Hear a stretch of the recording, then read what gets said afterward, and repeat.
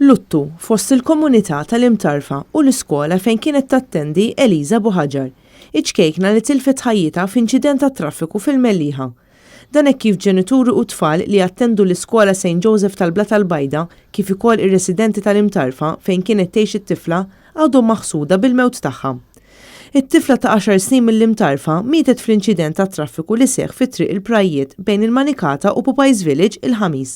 Il-ġimgħa filgħodu l-istudenti li qegħdin fl-istess sena ta' Eliza ingħataw l-aħbar bl-għajnuna ta' staff imħarreġ apposta.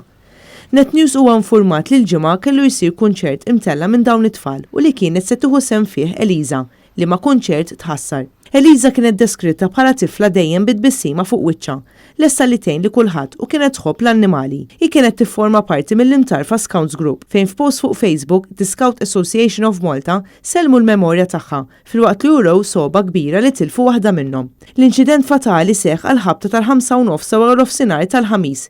Kollox jindika li missier Eliza li miegħu kellu wkoll il-ħabiba tagħha ta' 10 snin Mattea Xerri tilef il-kontroll tal-vettura tat-tip Toyota Aygo li kien qed isuq fid-direzzjoni ta' Popeyes Village. Bil-karozza tispiċċa taħbad maċ-ċint baxx fil-ġemp ta' triq u tinqaleb fuq is-saqaf.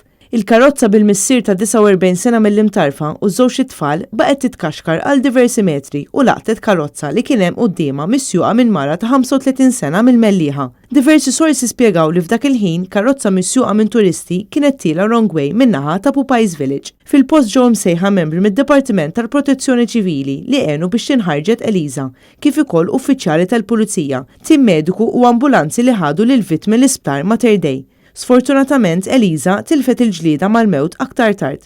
Missiera ġarrab ġrieħi gravi u t-tifla l-oħra ġarbet biss ġrieħi ħfief. Fil-fatt Mattea ħarġet mill-isptar matul il-ġurnata tal-ġimgħa.